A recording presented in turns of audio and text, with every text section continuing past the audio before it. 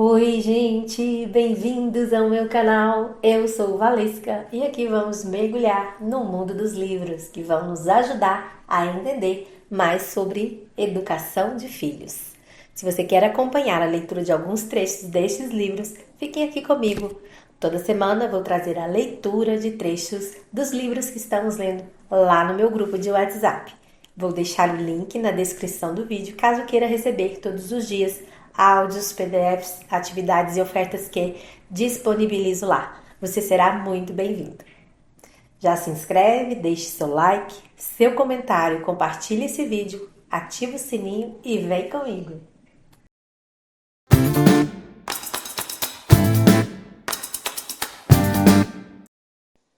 Quando as explicações não ajudam. Tive sorte em conseguir adivinhar o que havia de errado, mas muitas vezes surgem situações em que não dá para fazer isso. Você pode ter levado seu filho para um passeio que queria que fosse divertido, como ir nadar, mas tudo acabou em lágrimas e parecia impossível descobrir o porquê. É natural para você procurar algum tipo de certeza sobre o motivo para uma criança estar chorando ou gritando ou se recusando a fazer algo. Caso contrário, sente que perdeu o controle da situação.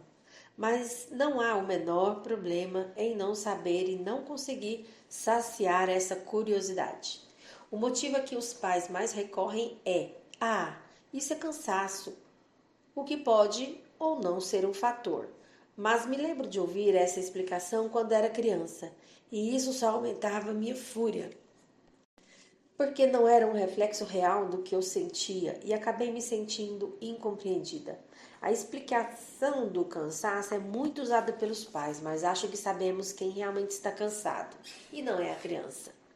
Existem outras interpretações para o comportamento inconveniente dos filhos que podem ser até prejudiciais para eles ouvirem. Se você tiver a mente aberta para reconhecê-las em seu próprio comportamento, já deu um passo em direção à reparação. Aqui ela vai dar vários exemplos do que os pais falam, né, nesses momentos de comportamento inadequado ou inconveniente. Então, o primeiro é: eles só estão fazendo isso para chamar a atenção. Aí ela explica: todo mundo precisa de atenção, qualquer que seja a sua idade. Se uma criança automaticamente recebe atenção suficiente e se sente segura de que vai tê-la de novo quando precisar, não tem por que desenvolver formas mal adaptadas para consegui-la. Se for verdade que seus filhos estão fazendo algo inconveniente para chamar atenção, ensine-os a pedir atenção. Minha filha tinha o hábito de pedir maçãs mesmo sem vontade. O que ela queria era que eu a olhasse com um sorriso satisfeito. Quando notei que ela quase não comia as maçãs que eu dava, entendi tudo e falei para ela pedir atenção em vez de maçãs. Isso virou uma brincadeira divertida entre nós e desperdiçava muito menos maçãs. E ela não tinha vergonha de querer o que todos querem às vezes: atenção. Eles estão sendo manipuladores. Crianças pequenas não têm habilidades para agir de maneira premeditada. Estão apenas sendo elas mesmas e não tentando irritar você. Bebês e crianças são puro sentimento. Ainda não aprenderam a observar as próprias emoções, entender o que querem e pedir. Precisam de ajuda com isso. Quando seus filhos tiverem um acesso de gritos, esperneando e talvez até batendo a cabeça, não estão colocando em prática uma estratégia pré-planejada. Estão apenas seguindo seus sentimentos e precisam de ajuda para os articular de forma mais conveniente. Isso vem com o tempo. Se você sente que uma criança mais velha está tentando manipular você e a birra dela parece mais uma peça de teatro amador do que um sentimento de verdade, pode dizer como encara esse comportamento e expressar em palavras o que ela pode estar tentando dizer. Por exemplo: estou com a impressão de que você está tentando me enganar para não precisar fazer a lição de casa. Imagino que fazer isso faz surgir uma sensação de solidão. Vou sentar ao seu lado enquanto você faz, ok? Eles sabem como me irritar. O fato de você considerar desagradável a reação dos seus filhos à frustração não significa que eles façam alguma ideia do impacto que estão tendo ou agindo de forma calculada para provocar essa reação. Minha filha não estava tentando me irritar quando se sentou num degrau no caminho de volta do mercado, embora isso tenha me frustrado por um momento. Também não estava tentando irritar o pai quando se jogou no chão perto da piscina. Simplesmente não conhecia as palavras para o que queria. As crianças aprendem a habilidade de usar o vocabulário para descrever como se sentem e o que querem quando nós damos esse exemplo. E pense um pouco. Aprender essa habilidade é muito mais complicado do que, por exemplo, saber pedir um biscoito, especialmente quando há emoções fortes envolvidas. Tem alguma coisa errada com eles. Algumas crianças demoram mais do que outras para aprender habilidades sociais. Algumas têm mais dificuldades em lidar com a frustração. Algumas demoram mais para aprender a serem flexíveis e resolver problemas. Isso gera alguns contratempos para elas e para você. A maioria das pessoas acha que se jogar no chão e gritar por causa... A maioria das pessoas acha que se jogar no chão e gritar por usar a escada em vez do elevador é aceitável para uma criança de colo, mas para uma de 6 ou 7 anos, será que é aceitável? A expectativa é que essa fase já tenha sido superada. No entanto, algumas crianças precisam de mais ajuda para entender o que estão sentindo e encontrar maneiras adequadas de expressar ou conter os sentimentos. O que ajuda muito é se esses sentimentos forem articulados de maneira correta por alguém que está sempre ao lado delas, ou seja, você. Nem sempre é possível desvendar o que está acontecendo, mas ser gentil com elas em vez de castigá-las quando estiverem angustiadas vai incentivar a cooperação futura e fortalecer sua relação em vez de prejudicar. Se você precisa de ajuda ou orientação sobre o comportamento dos seus filhos, porque eles parecem presos em um estágio muito mais do tempo do que as crianças da mesma idade, procure um terapeuta familiar ou assistente social. Um médico ou a escola devem ser capazes de indicar a ajuda de que você precisa. Isso pode levar a um diagnóstico, o que pode proporcionar um alívio e mostrar como conseguir mais auxílio e apoio. O lado negativo de um diagnóstico é que parece um julgamento, um estancamento total. Pode fechar uma porta necessária para olhar e aprender a entender os sentimentos por trás de um comportamento. Um diagnóstico pode se tornar uma desculpa para uma maneira de agir, e há o perigo de que, com um rótulo, você possa pensar que as coisas nunca vão melhorar e perder o otimismo. Ou pior, uma situação que não precisa ser medicada pode acabar acontecendo. Vejamos o transtorno do déficit de atenção com hiperatividade, o famoso, TDAH. Por exemplo, pense no seguinte: mais crianças que nascem em agosto são diagnosticadas com TDAH do que as que nascem em setembro. Acredito que isso mostra que as autoridades tendem a decidir que quem nasceu em agosto tem um transtorno em vez de apenas serem menos maduras do que seus colegas de classe que nasceram quase um ano antes. Isso não significa dizer que todo remédio feito para inibir comportamentos é ruim, apenas que deve ser usado como último recurso. Se você sente que não consegue lidar com o comportamento da criança, procure ajuda profissional com a maior brevidade possível, porque quanto mais tivermos hábitos que não ajudem nossa relação com nossos filhos, mais tempo pode demorar para desfazer. Até que ponto os pais devem ser rígidos? As 3 principais estratégias para tentar guiar o comportamento de uma criança tendem a ser: primeiro, ser rígido; segundo, ser permissivo; e terceiro, colaborar. Primeiro, ser rígido é provavelmente a forma mais comum de encarar a disciplina infantil. Consiste em impor vontade do adulto sobre a criança. Por exemplo, insistir para que seus filhos arrumem o quarto e castigá-los se não obedecerem. Ninguém gosta muito de ter a vontade de outra pessoa imposta sobre si, e as crianças não são muito diferentes. Algumas podem ser obedientes, mas nem todas. Essa estratégia pode levar a impasses, a um jogo de ganhar e perder, a humilhação e a raiva. O perigo nesse caso é que você esteja dando o exemplo de ter razão e ser inflexível e demonstrar uma tolerância baixa à frustração. Ao impor sua insistência sobre seus filhos, você pode estar inadvertidamente ensinando-os a querer sempre ter razão e a serem inflexíveis e intolerantes. Dessa forma, você pode entrar num ciclo de inflexibilidade recíproca, ou, para dizer em outros termos, impasses e disputas de gritos ou uma inibição na comunicação com os pais. Essa não é uma boa estratégia de longo prazo para uma relação sem tensões com seu filho. Isso não equivale a afirmar que você não vai dizer às vezes: guarde os brinquedos agora. Mas esse deve ser um estilo excepcionalmente de comunicação, não o habitual.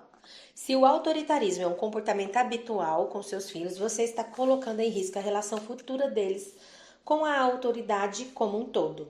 Isso pode impedir que eles consigam cooperar com figuras de autoridades ou liderar, ou você pode estar criando um ditador. Resumindo, impor constantemente sua vontade sobre seus filhos não é a melhor maneira de estimular a moralidade nem a cooperação. Tampouco é uma forma boa de ter uma boa relação com eles. 2, o segundo. Ser permissivo é quando você nunca transmite normas ou expectativas para seus filhos. Normalmente, quando os pais não impõem nenhum limite para os filhos, é uma reação a uma criança avessa a riscos e movida pelo medo ou a sua própria educação autoritária. Algumas crianças podem conseguir estabelecer normas e expectativas para si mesmas, mas nem todas são capazes disso. Uma criança que não sabe o que espera dela pode se sentir perdida e insegura. Às vezes, quando os pais são tão determinados a não repetir a criação autoritária que tiveram, podem oscilar demais no sentido oposto e não dar nenhum limite para os filhos. Se você parar para pensar, em casos assim, ainda estamos mais reagindo aos nossos próprios pais do que agindo de acordo com a situação que está à nossa frente agora. No entanto, ser permissivo não é de todo ruim. Às vezes pode ser a melhor solução para uma situação. Às vezes é bom deixar de lado uma expectativa que você tinha para seus filhos, porque eles podem não estar prontos ainda. Por exemplo, seu filho mais velho pode ter considerado fácil arrumar os brinquedos, mas o caçula pode se sentir sobrecarregado com essa tarefa. Então, em vez de travar uma batalha na qual não há vencedores e haverá uma erosão da boa vontade, se uma criança não estiver pronta para o que você quer que ela consiga fazer no futuro, deixe essa expectativa de lado por um tempo. Isso significa não insistir para que os brinquedos sejam guardados. Não é necessariamente ceder, mas decidir adiar a definição de um limite para seus filhos até que eles estejam prontos para isso. A permissividade pode ser uma solução positiva no curto prazo, até que a criança esteja preparada para o método colaborativo. E o terceiro é o método colaborativo, que é quando você e seus filhos juntam esforços para resolver um problema de maneira que os pais agem mais como conselheiros do que como ditadores. Essa é a minha estratégia favorita, pois se baseia em tentar encontrar juntos uma solução para o problema. Então, o que é o método colaborativo e como ele funciona? Primeiro, defina o problema a partir do seu ponto de vista. Preciso que seu quarto esteja arrumado e gostaria que você o arrumasse. Segundo, encontre os sentimentos por trás do comportamento. A criança pode precisar de ajuda com isso. Por exemplo, você acha injusto ter de arrumar o quarto sendo que foi seu amigo que fez a bagunça? Você se sente sobrecarregado pela tarefa e acha que vai demorar uma eternidade para terminar? Terceiro, valide esses sentimentos. Entendo que pareça injusto ou o começo de uma grande tarefa pode parecer assustador. E o quarto, busquem soluções. Mesmo assim, preciso que o quarto esteja arrumado. Qual seria o jeito mais fácil de fazer isso? E o quinto, siga o plano, repetindo os passos necessários. Na verdade, aqui está escrito repetindo os passos se necessário. E não julgue seus filhos.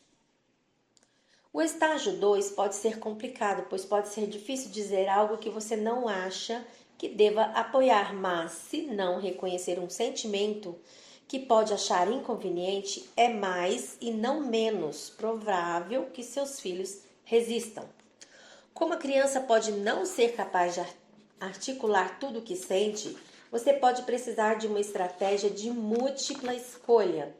Oxi, difícil aqui, peraí. De múltipla escolha para descobrir os sentimentos por trás do problema, como no exemplo acima. Depois que você descobriu o sentimento da criança, consegue redefinir o problema, que não é: seu quarto está uma bagunça e é melhor você arrumar, ou eu vou começar a jogar todos os seus brinquedos fora. Isso só faria com que ela se sentisse envergonhada e ameaçada e criaria ressentimento. Em vez disso, demonstre empatia. Isso exige prática e pode parecer contraditório, mas as crianças aprendem a considerar o sentimento dos outros, tendo seus levados em conta. Quando vocês procuram soluções juntos, é importante deixar seus filhos tomarem a iniciativa e não desprezar todas as sugestões deles. Por exemplo, eles podem sugerir: podemos deixar o quarto como está. Considere o seguinte: sim, podemos fazer isso. Você pode ficar feliz com essa solução, mas assim fica difícil para mim. Não só fico desconfortável, mas eu acharia difícil limpar o quarto ou guardar suas roupas limpas. O que mais poderíamos fazer? Aí a criança diz, né? Não sei. Tudo bem, não estamos com pressa. Pense com calma. É importante não ser a pessoa que parece ter todas as respostas, porque, se for, vai tirar a autonomia dos seus filhos. Aí, de novo aqui, o diálogo. Posso guardar os brinquedos agora, depois parar. E aí você me ajuda com as roupas, porque dobrar é difícil para mim. Tudo bem, parece uma ideia boa. Me chame então quando começar a dobrar as roupas e podemos pensar em maneiras de fazer isso. Acho que vai ficar um pouco confuso, né, gente, essa parte. Se ficar, vocês me falam. Porque aqui não tá, assim, em forma de diálogo, né? Tá, tipo, um parágrafo inteiro. Mas é o diálogo entre a mãe, um possível diálogo ali para a resolução do problema entre a mãe e o filho. Não simplesmente falar, né? Ó, seu quarto está uma bagunça e é melhor arrumar. Senão eu vou jogar todos os seus brinquedos fora. Então ela tá dando uma alternativa de diálogo aqui. Que não seja esse, né? Se a sua criação seguiu um método autoritário, você pode pensar que esse é o ideal. Nesse caso, o método colaborativo pode parecer muito cansativo. No entanto, o importante é que, assim como a arrumação do quarto, vocês estejam abertos sobre como se sentem e dessa forma cuidem de sua relação e aprendam a ceder e resolver problemas. O verdadeiro trabalho de criar os filhos não é a arrumação, é estar presente ao lado deles e ajudá-los a se desenvolverem. O método colaborativo ajuda a desenvolver as habilidades sociais para o comportamento socializado, que são tolerância à frustração, flexibilidade, habilidade de resolução de problemas e empatia. Tudo que não recebemos, né? Pelo menos a maior parte de nós, tá? Principalmente por causa dessa falta, né, de paciência que a gente tem com os filhos. E esse livro, ele tá justamente orientando, né, os pais para que não passe isso para os seus filhos, para que comece a mudar, né? Então era isso por hoje. Nos vemos no próximo sobre birras. Se você observar qualquer criança fazendo birra, vai ver que ela não está se divertindo. Não está fazendo aquilo porque quer. É improvável que seja uma tática premeditada da parte dela. Ela está agindo de acordo com os sentimentos, a frustração, a raiva e a tristeza. Isso também vale para qualquer comportamento que você não goste. Pergunte a si mesmo: que sentimentos isso está comunicando? Quais são os sentimentos por trás do comportamento? Depois que você avaliou ou entendeu, reconheça e avalie esses sentimentos. Por exemplo, você está muito brava porque não deixei você tomar sorvete antes do almoço. E por fim, depois que a calma tiver sido restaurada, converse com a criança para ajudá-la a encontrar uma maneira mais aceitável de expressar seus sentimentos. Você pode me dizer que está brava quando eu não deixar você comer o que quiser. Fica mais fácil ouvir quando você não está gritando. Por exemplo, a birra de uma criança de colo pode ser por frustração. A birra não é uma escolha, apenas uma consequência. No meio de um ataque de raiva, pode até perder de vista o motivo. O sorvete proibido já foi esquecido, só vai restar o sentimento. O que prefiro é não deixar a criança gritando sozinha, e sim continuar dialogando com ela. Mesmo se, quando ela parar para tomar fôlego, for apenas um carinhoso "Ah, coitadinha de você". Isso vai fazer com que a criança saiba em algum nível que não está sozinha.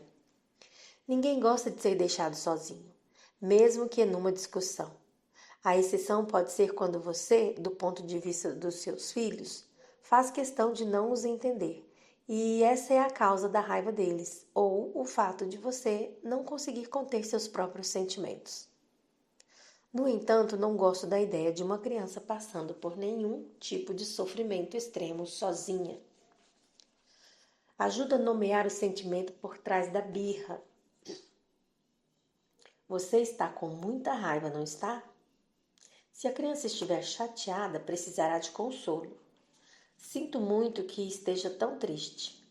Isso não é necessariamente dar o que ela quer, porque isso pode não ser possível ou desejável.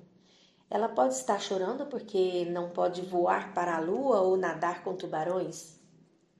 O que você pode fazer é tentar ver a situação do ponto de vista da criança, para consolá-la porque não pode ter o que quer, em vez de castigar ou dar bronca por desejar algo que os pais não querem ou não podem dar.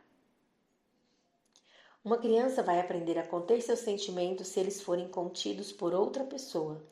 Alguém que entenda, que possa manter a calma, que não a constranja por se sentir e agir daquela forma, e para quem seus sentimentos nunca são demais. E esse alguém, claro, é você. Acho que às vezes os pais têm tanto medo das birras que não estabelecem um limite por temer que isso possa causar uma.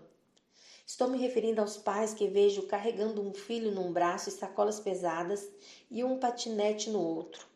Particularmente, eu preferiria consolar uma criança que está tendo um acesso de choro a carregar um patinete o dia todo. Mas cada pessoa tem um limite diferente, então talvez eu deva cuidar da minha própria vida. Nenhuma pessoa se sente melhor quando passa vergonha ou se sente boba. Você pode conter a criança quando estiver tendo uma crise, abraçando-a e às vezes ficando perto, abaixando-se na altura dela e demonstrando preocupação por seus sentimentos sem se deixar dominar por esses sentimentos. Você pode usar palavras para ajudar a validar como ela se sente ou, talvez, apenas gestos ou olhares de amor, não de julgamento. Às vezes pode ser necessário tirar a criança de uma situação, por exemplo, se houver um risco para si mesma ou para os outros, ou se estiver atrapalhando outras pessoas. Nesse caso, diga: vou ter que pegar você no colo e levar para fora, porque não posso deixar que machuque o cachorro ou que atrapalhe as pessoas, seja o que for, que estiver acontecendo. E então cumpra como prometido. O que piora uma birra é se você retaliar gritando em resposta ou pegando seus filhos de maneira agressiva. Isso é praticamente punir a criança por ter sentimentos. Ignorar a birra também é uma forma de retaliação. Pare de empurrar o carrinho com a criança que está chorando. Faça barulhinhos compreensivos cara a cara com a pessoinha dentro dele e talvez pegue-a no colo. Isso não é ceder à vontade da criança que está fazendo birra, mas sim demonstrar empatia com a frustração dela. O que eu fazia era verbalizar o que estava acontecendo. Ah, você está brava porque não vou carregar seu patinete para você. Ou qualquer outro problema, que seja. Mais cedo ou mais tarde, seus filhos vão começar a desenvolver a tolerância à frustração. Consigo me lembrar da alegria que senti quando, depois do que pareceu muito tempo verbalizando o que eu pensava que minha filha estava sentindo, toda vez que ela tinha uma crise ou chegava perto de ter uma, ela começou a processar os próprios sentimentos em palavras. Estou ficando brava, ela dizia, e eu ficava maravilhada com o quanto havíamos progredido. Se você chegar ao seu limite por causa da birra dos seus filhos, lembre-se de refletir em vez de reagir. E lembre-se de não levar a birra para o lado pessoal. Respire e mantenha um contato com seus sentimentos e os da criança. À medida que você observa seus filhos e presta atenção nos humores deles e que verbaliza para descobrir o que estão comunicando, vai começar a aprender os gatilhos que os fazem perder o controle de seus sentimentos e seu comportamento e conseguir evitar uma birra antes que ela comece. Muitos pais sabem quando é hora de um filho se afastar de um grupo de crianças. Por exemplo, para passar um tempo mais à vontade com um dos pais. Ou quando não aguenta mais ficar preso no carrinho e precisa de liberdade para correr por aí.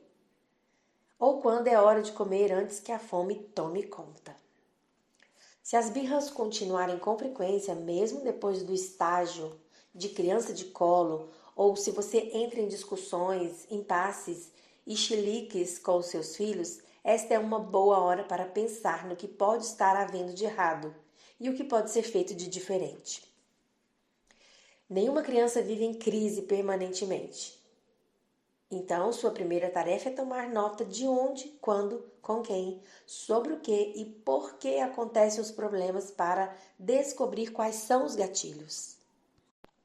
Se os gatilhos forem coisas como hiperestimulação ou excesso de barulho, você pode tomar medidas para evitar ou limitar essas situações.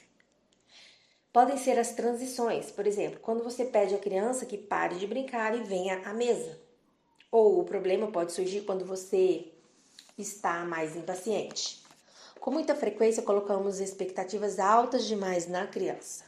Não estou dizendo que não devemos ter altas expectativas para os nossos filhos, mas se as impusermos antes de eles estarem prontos, só vamos causar frustração para eles e para nós mesmas. Cada um se desenvolve em uma velocidade diferente. O trabalho seguinte, depois que você identificou os gatilhos, é analisar seu papel na crise, ou de outro adulto, se acontecer longe de você, como na escola, por exemplo. Você está sendo inflexível? Muitas vezes, quando uma criança se comunica conosco usando o comportamento, porque ainda não aprendeu a articular os seus sentimentos, em vez de considerar o significado daquele ato, cometemos o erro de achar que devemos ser mais rígidos. Isso pode até funcionar com algumas crianças, e é bom definir limites antes de perder a paciência e manter um certo nível de coerência e respeito, mas às vezes podemos ir longe demais e nos tornarmos inflexíveis. Isso, por sua vez, pode dar um exemplo de teimosia para nossos filhos ou simplesmente frustrá-los ainda mais e faz com que a situação se agrave. Por exemplo, se a criança não estiver atingindo os resultados esperados na escola, pode parecer natural que os professores e outros adultos Pode parecer natural para os professores e outros adultos pensar que precisa passar mais tempo na tarefa designada e ficar sem recreio. Mas, se você observar essa criança, pode ver que ela está inquieta, achando difícil ficar parada, não consegue se concentrar. Obrigá-la a ficar sentada por mais tempo a deixa pior, não melhor. É raro uma criança de 6 anos que se conheça tão bem a ponto de dizer: estou com um excesso de energia. Preciso correr um pouco lá fora para ficar mais fácil ficar parada aqui. Você vai precisar observá-la para que isso funcione. Eita, agora nome em inglês, ó. Na Eagle Mountain Elementary School, em Fort Worth, no Texas, os professores experimentaram estender o recreio das crianças para 1 hora, mais do que o dobro do que era antes. Segundo os educadores, assim as crianças estão aprendendo mais. Eles notaram que os alunos agora seguem melhor as instruções, tentam aprender com mais independência e mostram mais iniciativa para resolver problemas sozinhos. Houve até uma redução nos problemas disciplinares. Os pais afirmaram que seus filhos estão mais criativos em casa e mais sociáveis. Esse é apenas um exemplo para mostrar que reprimir as crianças quase nunca é a solução, ao passo que se abrir para elas, ver suas necessidades e seus desejos da perspectiva dela, costuma ser. Argumentar, jogar tênis de fatos. Esse tênis de fatos aqui foi lá bem no comecinho do livro, não sei se vocês lembram, né? Jogar tênis é o quê? Eu mando a bolinha pro outro lado e o outro lado manda a bolinha para mim. Aí a gente fica naquela, né? Um culpando o outro. Então, argumentar difícil como, né? Jogar tênis de fatos dificilmente vai ser uma maneira de fazer uma criança cooperar ou parar de chorar. Crianças muito pequenas não conseguem absorver argumentos. Sentir o que elas sentem, por outro lado, costuma funcionar. Os pais quase nunca olham para si mesmos quando estão irritados com os filhos. Na cabeça deles, a criança só está sendo irritante e se comportando mal. Mas toda situação entre você e seus filhos acontece em uma relação mútua com eles. Ela é criada em conjunto. E quando pensamos nesses termos, temos nossa responsabilidade em relação à maneira como eles se comportam. É mais fácil ver o papel que estamos representando quando deixamos de precisar ter razão de ganhar ou perder e pensamos mais em dar o exemplo de cooperação e colaboração. Choramingos. Os comportamentos que mais aborrecem os pais são quando a criança resmunga, choraminga, fica grudenta e lacrimosa. Não é o choro de quando as crianças levam um tombo, mas aquele choramingo queixoso que elas fazem quando os pais não conseguem encontrar um motivo para a tristeza dos filhos. Ou ainda estejam tristes depois que os pais desenvolveram esforços heróicos para distraí-los ou animá-los. Você pode simplesmente querer que seus filhos parem, pode ver isso como um mau comportamento. Mas será que a irritação com esse choramingo tem a ver com não poder se expressar quando você sentia tristeza e desamparo na sua infância? O motivo da irritação com a criança pode ser não querer relembrar essa dor e voltar a viver aqueles sentimentos antigos de vulnerabilidade e fragilidade. Então, ao contrário, você tenta silenciar seus filhos. Além disso, ou em vez disso, você pode ver os resmungos ou choros dos seus filhos como uma crítica à sua forma de cuidar e educar. Talvez você tenha uma expectativa tácita de que as crianças deveriam estar felizes o tempo todo. Assim, o que para a criança não passa de tristeza ou solidão, você vê como um lembrete de algo pelo qual seus filhos estão passando naquele momento. Estudo aqui de caso. Bella tem 45 anos e é executiva de uma grande empresa. É casada com Steve, um chefe e dono de restaurante. E eles têm 3 meninos, um de 8, um de 12 e um de 14 anos. São uma família alegre, com muitas atividades e ocasiões para socialização nos fins de semana. A atmosfera em casa é movimentada e bem-humorada. Bella e Steve têm trabalhos que exigem muito de seu tempo. E Joanita passa a semana com eles como babá e empregada doméstica. Está com a família desde que o filho mais velho tinha 5 anos. Eita! Bateu uma porta aqui, foi o vento. Bella acha que seu caçula, Félix, tem um problema. Félix é apegado demais. Ela me contou. Mesmo com 8 anos, precisa de mais atenção dia e noite do que os outros 2 mais velhos precisavam quando tinham a idade dele. Fico me perguntando se não consegui criar um bom laço com ele quando era bebê, mas acho que criei sim. De verdade, não sei por que Félix parece tão inseguro.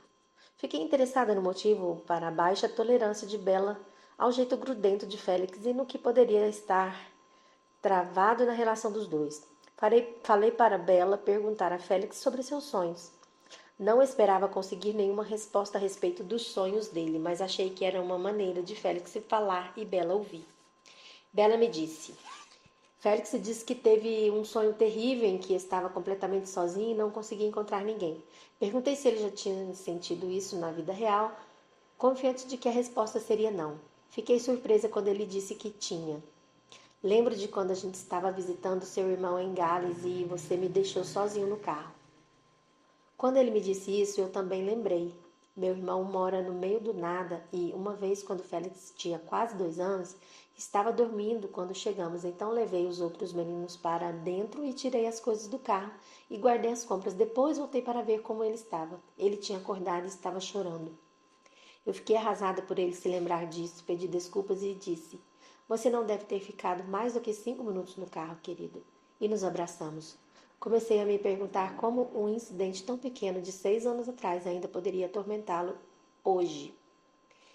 O incidente poderia ter sido pequeno para Bella, mas provavelmente não fora para Félix. Perguntei para ela se ele já tinha sido deixado em um lugar desconhecido antes ou depois disso. Ela disse não, mas quando ele era pequeno, com 1 ano e 8 meses, teve uma faringite tão forte que precisou ficar internado. Os, Os antibióticos não surtiram efeito e por uma semana ele foi colocado em coma induzido em um aparelho para conseguir respirar. Enquanto estava em coma, ele ficou sozinho algumas vezes, mas depois que acordou, eu ou Steve estávamos sempre com ele. Bella, eu disse, que terrível para você que seu filho tenha ficado tão doente que precisou ficar em coma induzido. Ela respondeu, tudo bem. Quer dizer, não foi lá muito agradável, mas a gente passa por essas coisas.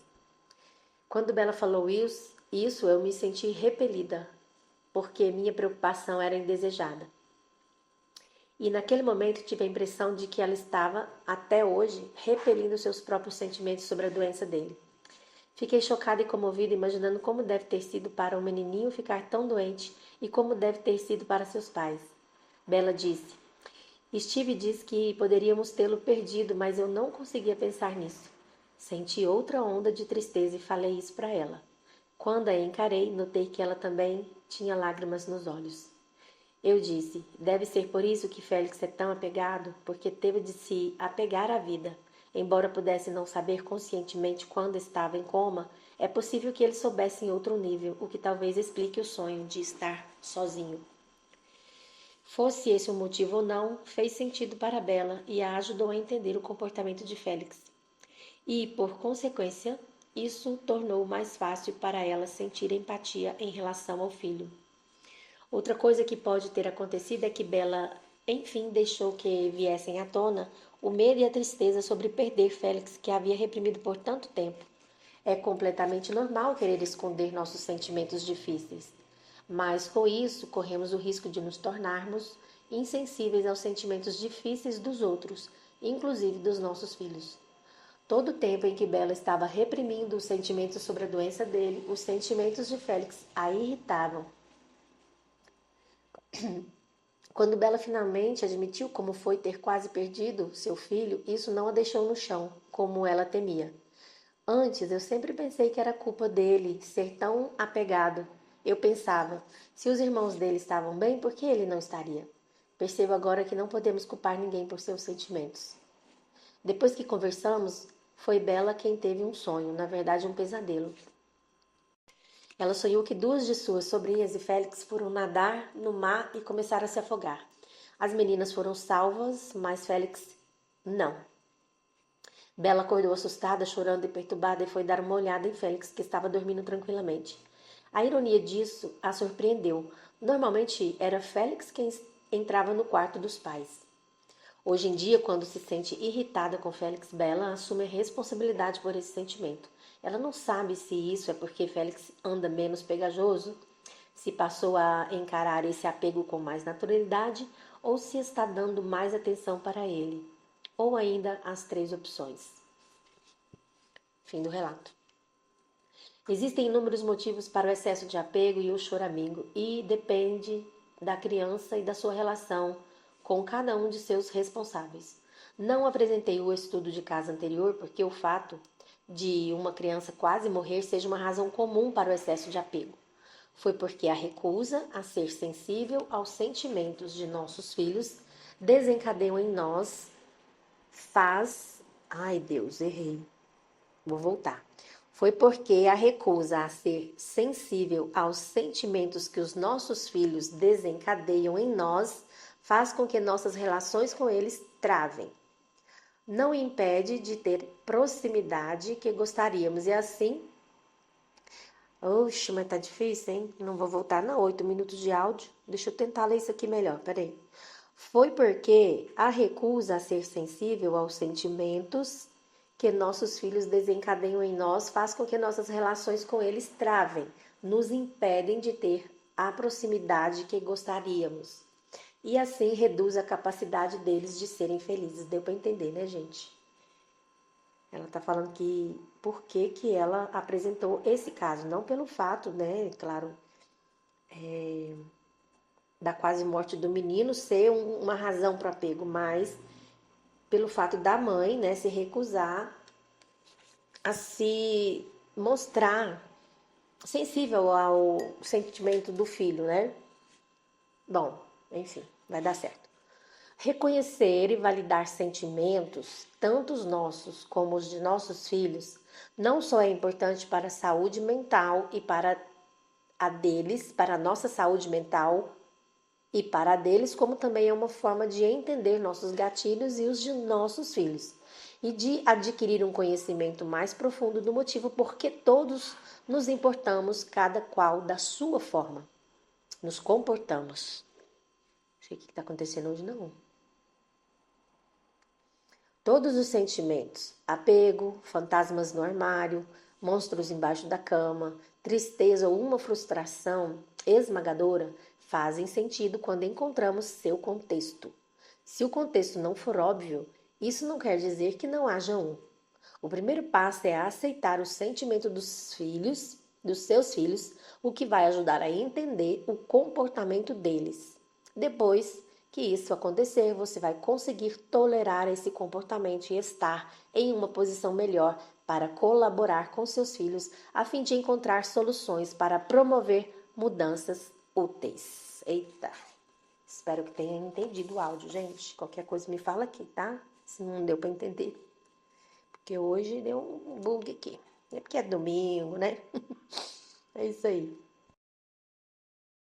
E se você chegou até aqui, de coração, muito obrigada. Isso mostra que você se importa de verdade em oferecer o melhor para os seus filhos. E isso já é um passo gigante na jornada da educação com amor e consciência.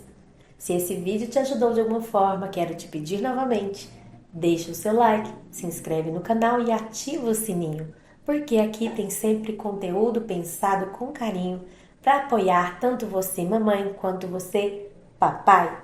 E tem mais um vídeo incrível aqui no canal que está aparecendo na tela agora. É só clicar e continuar essa jornada com a gente. Um grande beijo e até o próximo vídeo.